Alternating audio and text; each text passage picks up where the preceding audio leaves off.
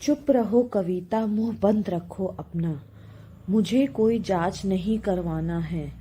तुमको जो ठीक लगे तुम करो, विकास ने गुस्से में कहा। लेकिन आप जानते हैं मेरी रिपोर्ट बिल्कुल सही है। कई सालों से मैं बांझ होने का ताना सुन रही हूँ। 8 साल हो रहा है हमारी शादी को। शादी से पहले हमने ये वादा किया था कि एक दूसरे का साथ हर हाल में देंगे। हम मेरे और आपके परिवार के खिलाफ जाकर हमने ये शादी की। बहुत ज्यादा प्यार करती हूँ मैं आपसे। आप सिर्फ एक बार चलकर जांच करवा ले।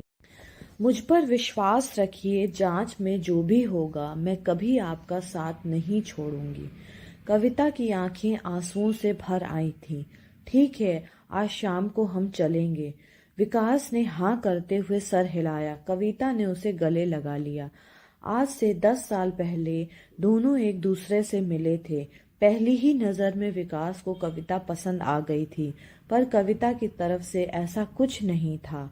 पर विकास कविता को बहुत ज्यादा पसंद करता था, इसलिए उसने हार नहीं मानी। उसने बेझिझक अपने दिल की बात कविता को बता दी। लेकिन सबसे बड़ी चुनौती ये थी कि कविता और विकास की जाति अलग अलग थी। कविता के परिवार वाले बड़े रूढ़िवादी विचारधारा वाले थे। कविता को पता था वो नहीं मानेंगे, इसलिए कविता ने विकास को न में जवाब दे दिया। उस दिन से विकास ने अपने आप को एक कमरे में बंद कर लिया। लेकिन जब कविता उसके दोस्तों से ये पता चला कि उसने अपना हाल दीवानों जैसा बना लिया है, न कुछ खा रहा है न पी रहा है, घर वाले भी परेशान हैं, कविता किसी तरह विकास से मिली तो उसकी हालत देखकर स्तब्ध रह गई थी। उसे यकीन नहीं हो रहा था कि कोई उसे इस हद तक प्यार कर सकता है। कविता का दिल भी आखिर पिघल ही गया। फिर उन दोनों ने 1 साल तक घरवालों को मनाने की कोशिश की, पर कुछ हल नहीं निकला। तब आखिर में हार कर दोनों ने कोर्ट मैरिज कर ली। देखो कविता, शादी से पहले तुम नौकरी करती थी वो ठीक है, पर हमारे घर में बहुएं बाहर काम नहीं करती। तो तुमने अपने मायके में सीखा वो ठीक है, पर आज के बाद तुम्हें इस घर की परंपरा के हिसाब से चलना पड़ेगा। सास ने कविता को घर में आते ही अपना निर्णय सुना दिया। कुछ ही दिनों में पढ़ी लिखी कविता के सारे पर कतर दिए गए। हर काम को लेकर उस पर बंधन था, पर विकास का प्यार था जिसके आगे वे कुछ नहीं था। विकास की बाहों में आते ही उसकी सारी मुसीबतें, सारे दर्द कम हो जाते। समय के साथ साथ कविता ने अपने आप को परिवार के सांचे में ढाल लिया। शिकायत करना तो उसने जैसे सीखा ही न था। शादी को 5 साल हो गए थे। अब धीरे धीरे कविता पर घरवालों के बच्चे के लिए दबाव डालने लगे। हमने तो आते ही 4 साल में 3 बच्चे जन्म दिए। हमारी बड़ी बहुओं को देखो, शादी के अगले ही साल मुन्ना हमारी गोद में आ गया। पर ये पढ़े लिखे लोग हैं, इनके तो चोचले ही ज्यादा होते हैं। सासू माँ पड़ोस में रहने वाली गुप्ताइन चाची को कह रही थी। कविता को आते देख उनकी आवाज का टोन थोड़ा ऊंचा हो गया था। ऐसा नहीं था कि उन दोनों को बच्चा नहीं चाहिए था, पर कविता भी क्या करती। धीरे धीरे ये सवाल कविता के गले की फांस बन गया था। कविता का आना जाना मुश्किल हो गया। हर किसी का एक ही सवाल था, खुशखबरी कब सुना रही हो। माँ जी का ताना, बहू क्या मेरे मरने के बाद खुशखबरी सुनाएगी क्या। अड़ोस पड़ोस सब जगह चर्चा का केंद्र वही होती। देखते ही देखते 6 साल बीत गए। कविता को लग रहा था मानो उनका जीना दुश्वार हो गया है। विकास जो पहले उसे दिलासा देता था, न जाने क्यों अब वो भी उससे उखड़ा उखड़ा रहने लग गया था। कविता की सबसे खास सहेली रीना, जिससे वो किसी तरह अपने सारे दुख दर्द बांट लेती थी, एक दिन रीना उसे डॉक्टर के यहाँ लेकर गई और सारी जांचें करवाई। कविता की सारी रिपोर्ट्स नॉर्मल थी। जब उसने ये बात विकास को बताई तो विकास को बड़ा गुस्सा आया। विकास ने उससे कहा, क्या वो उसकी मर्दानगी को ललकार रही है। कविता स्तब्ध थी। विकास का ये रूप देखकर, जो विकास कविता से इतना प्यार करता था वो अब इतना बदल गया था। वो बहुत रोई उस दिन।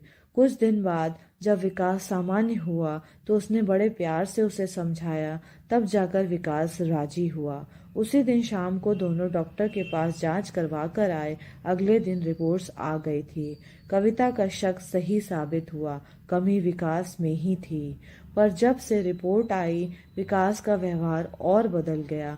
वह कविता से नजरें चुराने लगा। कविता ने कहा, विकास, आज के जमाने में सब संभव है।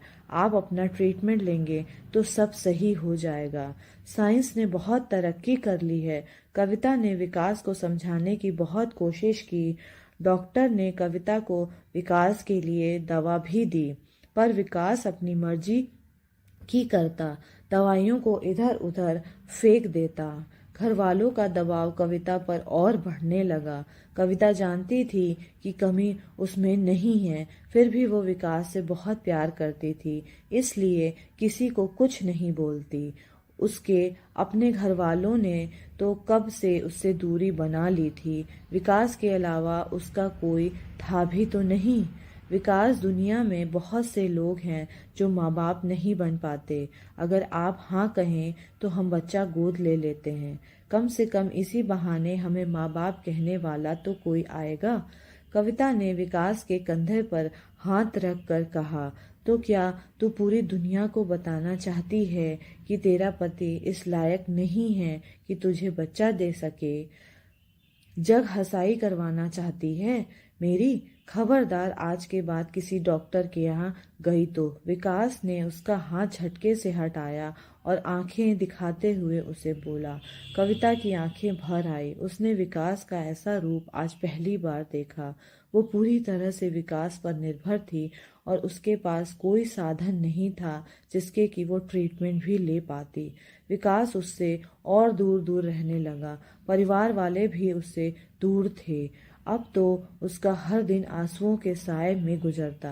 देखो विकास की माँ, लड़की बहुत ही खूबसूरत है और हमारे समाज की भी है। मैं तो कहती हूँ अपने विकास की शादी इससे कर दो।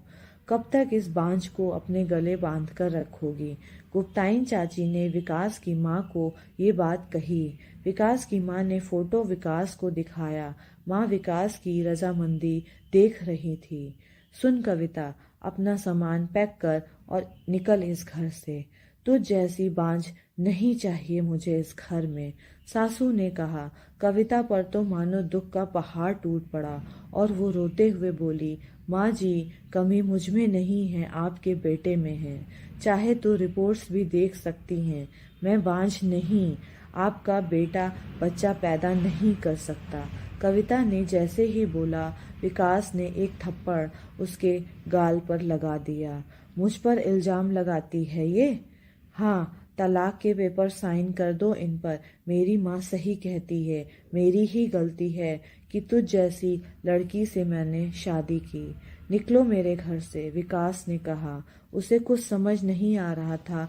जिस लड़के के लिए उसने परिवार छोड़ा, सब कुछ छोड़ा, आज वही उसके साथ ये सब कर रहा है, उसे छोड़ रहा है। कविता बेसुध थी। वो क्या करे नहीं समझ नहीं पा रही थी। उसने कागजों पर साइन किए और अपना सामान उठाया और चल दी। ये इतनी रात को कौन आया है? दरवाजे पे दस्तक सुनकर रीना चौंक गई। कविता, तुम? कविता को इस हालत में देखकर रीना चौंक गई। कविता फूट फूट कर रोने लगी। रीना ने कविता को संभाला, उसका ख्याल रखा। जब कविता के पास ये विकल्प था कि वो आत्मनिर्भर बने, रीना ने अपनी कंपनी में कविता की नौकरी लगवा दी। उसने खुद को संभाला और खूब मेहनत की। कंपनी में अच्छी पोस्ट प्राप्त की। यहाँ उसके मुलाकात हुई समीर से। एक टूटे हुए दिल को जोड़ना बहुत मुश्किल होता है, पर समीर के प्यार ने उसके हर घाव पर मलहम लगा दिया था और कुछ दिनों बाद दोनों ने शादी कर ली। आज समीर के साथ उसकी शादी की पहली सालगिरह थी। साथ ही एक ऐसी खुशी भी थी जिसका इंतजार कविता बरसों से कर रही थी। उधर विकास की शादी उस लड़की से हो गई, लेकिन कुछ ही दिनों में वो विकास को छोड़कर किसी और के साथ चली गई। विकास शराब में डूबने लगा। उसकी नौकरी भी चली गई। विकास की सच्चाई से अब सब लोग वाकिफ हो चुके थे, जितना बुरा उसने कविता के साथ किया, उन्हीं कर्मों का फल आज वो भुगत रहा था। विकास के दरवाजे की घंटी बजी। विकास बरामदे की तरफ आया। उसकी माँ ने दरवाजा खोला। सामने कविता खड़ी थी। माँ जी, याद है आपने कहा था मेरे जीते जी मुझे खुशखबरी सुना देना।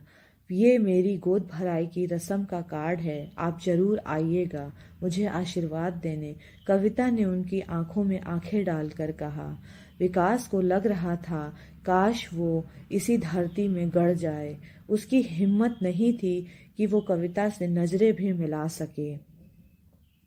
कविता ने अपने आंसू पोंछे और चल दी समीर के साथ इस नए सफर की नई शुरुआत पर।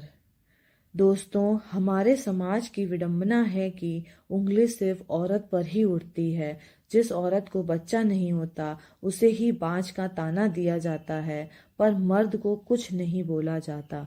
औरतें बर्दाश्त करती हैं क्योंकि वो खुद को कमजोर समझती हैं। दोस्तों, कितनी भी कठिन परिस्थिति क्यों ना हो, कभी हार मत मानिएगा। माना जिंदगी आसान नहीं है, पर जिंदगी आपको दूसरा मौका जरूर देगी जब आप स्वयं अपने लिए दूसरा मौका चुनेंगे। थैंक यू दोस्तों, कैसी लगी कहानी जरूर बताइएगा।